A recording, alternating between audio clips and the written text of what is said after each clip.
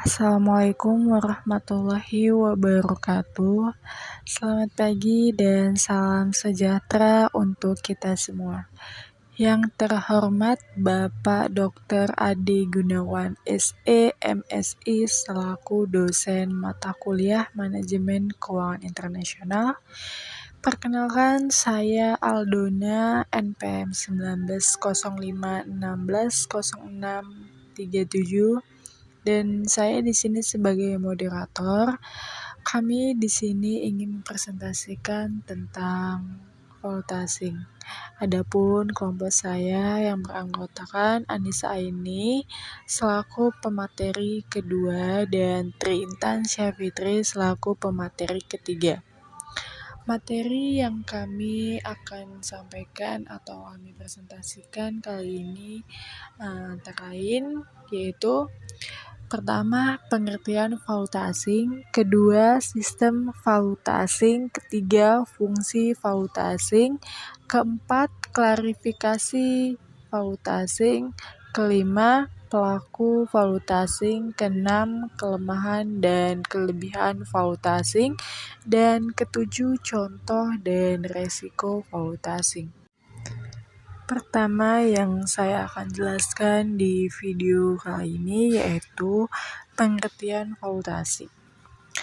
Pengertian valuta asing merupakan jenis perdagangan mata uang di suatu negara terhadap mata uang negara lainnya.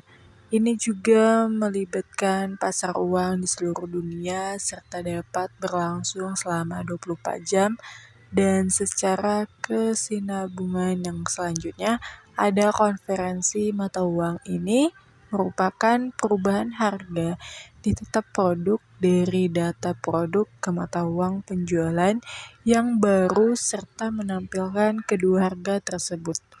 Decline bisnis internasional menggunakan bursa valuta asing ketika mereka harus membayar sebuah perusahaan asing untuk produk atau jasa dalam mata uang di negaranya. Sistem valuta asing. Di sini sistem valuta asing ada 3 diantaranya. Pertama, sistem kurs bebas atau floating. Kedua, sistem kurs tetap. Ketiga, sistem kurs terkendali atau terkontrol. Pertama, sistem kurs bebas atau floating, yaitu maksudnya sistem kurs bebas ini pembuatan kurs tersendiri dari suatu permintaan serta juga penawaran dari mata uang asing. Kedua, sistem kurs tetap atau merupakan penempatan ada campur tangan dari pemerintah atau tempat kamu tinggal. Dan ketiga, sistem kurs terkendali atau terkontrol, yaitu pemerintah atau pihak bank ini memiliki kekuasaan di dalam menentukan nilai alokasi pemakaian valuta asing yang tersedia. Fungsi valuta asing. Fungsi valuta asing ada 4 hal, yaitu diantaranya pertama sebagai alat tukar internasional, kedua sebagai alat pembayaran internasional, ketiga sebagai pengendali kurs mata uang, dan keempat sebagai alat untuk memperlancar perdagangan. Pertama, sebagai alat tukar internasional. Jadi semisal negara ingin membeli suatu barang dari negara B, maka mata uang yang digunakan itu ialah mata uang negara B dan bukan mata uang negara A atau juga menggunakan valuta asing. Kedua, sebagai alat pembayaran internasional. Itu merupakan valuta asing dapat atau bisa berfungsi sebagai alat pembayaran terhadap utang dari suatu negara itu ke negara yang lain. Dan yang ketiga, sebagai pengendali kurs mata uang. Itu sebuah negara bisa dapat menguat atau melemah sesuai dengan keadaan negara tersebut. Dan dalam hal ini, valuta asing ini dapat dimanfaatkan sebagai alat untuk mengendalikan kurs mata uang negara. Dan yang terakhir, keempat, sebagai alat untuk memperlancar perdagangan internasional.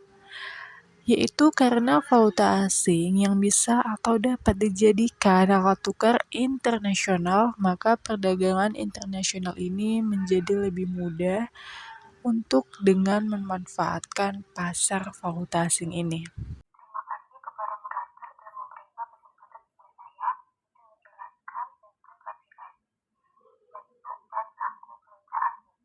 Pertama, saya akan menjelaskan terlebih dahulu tentang klasifikasi. Di sini klasifikasi terbagi menjadi dua. Pertama, valuta asing fisik dan valuta asing non-fisik.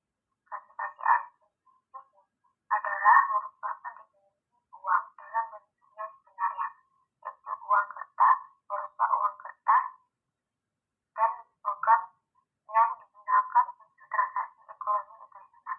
Sedangkan valuta asing non-fisik yaitu wujud dalam bentuk uang murah atau surat berharga. Untuk valuta asing terbagi menjadi 5. Pertama, mata uang asing, US dollar atau euro dan lain-lain. Kedua, saldo kredit seperti saat saldo kredit bank devisa di suatu negara. Ketiga, surat usul luar negeri atau yang biasa dilakukan buat ekspor impor. Keempat, yaitu hak menerima pembayaran bentuknya khusus tidak sama di suatu negara. Satu valuta asing terbagi menjadi 5. Pertama, ada dealer. Di sini dealer akan menetapkan tingkat persediaan terhadap mata uang tertentu dan mendapatkan keuntungan dari selisih harga jual serta harga beli perusahaan. Kedua adalah individu atau perusahaan individu. Satu perusahaan ini merupakan pihak swasta yang terlibat dalam transaksi perdagangan valuta asing, yang mana tujuannya untuk memperlancar bisnis seperti impor, ekspor, dan ekspor, dan lain-lain.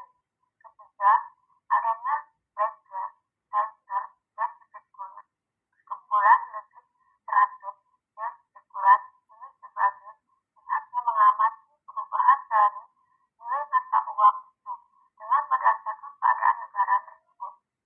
Keempat, adanya pialang.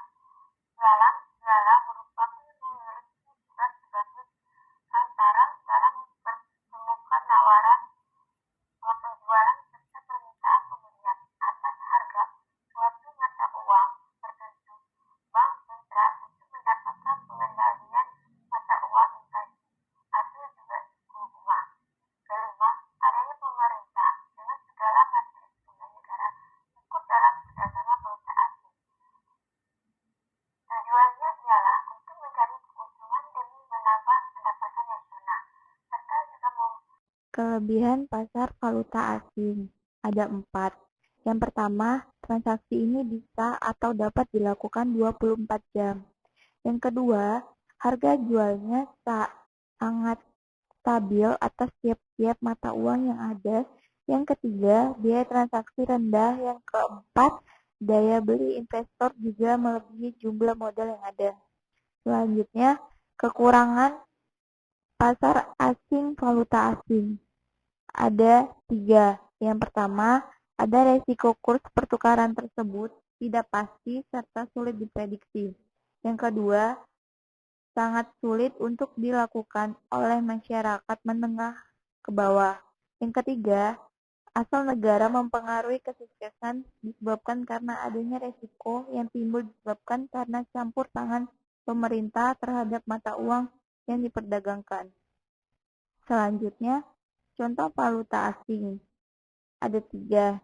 Yang pertama, the day trader. The trader merupakan suatu istilah yang bisa digunakan untuk dapat menyebut orang-orang yang mempunyai gaya trading dalam jangka pendek, dengan membuka serta juga menutup posisi perdagangan di pasar finansial dalam tempo 1 hari atau juga bahkan bisa kurang. Yang kedua, yaitu swing trader, merupakan strategi trading yang menempatkan persekusi pada buy yourself di titik-titik pembalikan harga sehingga kemudian akan mendapatkan keuntungan yang seoptimal mungkin di waktu harga tersebut sedang tidak ke suatu arah tertentu. Yang ketiga, yaitu posisi perdagangan.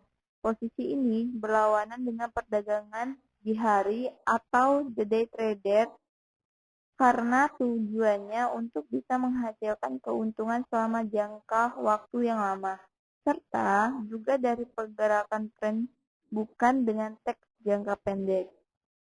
Selanjutnya, ada 5 memprediksi nilai tukar, yaitu yang pertama ada market cool-off yang efisien, yang kedua market cool yang tidak efisien, yang ketiga pendekatan untuk peramalan, yang keempat analisis fundamental, dan yang terakhir analisis teknik. Selanjutnya, resiko valuta asing. Terdapat 3 hal dalam resiko valuta asing. Yang pertama ada exposure transaksi high, yaitu sejauh mana fluktuasi nilai tukar mempengaruhi pendapatan dari transaksi perorangan exposure tersebut, meliputi kewajiban untuk membeli atau menjual barang dan jasa dengan harga yang telah disepakati sebelumnya, dan pinjaman menjeda dalam mata uang asing. Yang kedua, exposure translasi, yaitu dampak dari perubahan nilai tukar mata uang terhadap laporan keuangan yang dilaporkan perusahaan ekspor transplant berkaitan dengan pengukuran saat peristiwa masa lalu hasil perhitungan keuntungan atau kerugian yang dikatakan belum direalisasi.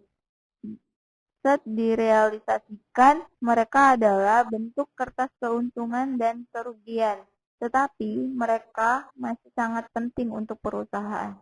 Yang terakhir, exposure ekonomi, yaitu sejauh mana daya produktif internasional suatu perusahaan pada masa depan dipengaruhi oleh perusahaan nilai tukar exposure ekonomi berkaitan dengan dampak jangka panjang dari perubahan nilai tukar dalam harga pada masa-masa depan penjualan, dan juga biaya ini berbeda dengan exposure transaksi yang berkaitan dengan pengaruh perubahan nilai tukar terhadap transaksi individual, yang sebagian besar adalah hubungan jangka pendek yang akan dilakukan dalam beberapa minggu atau bulan.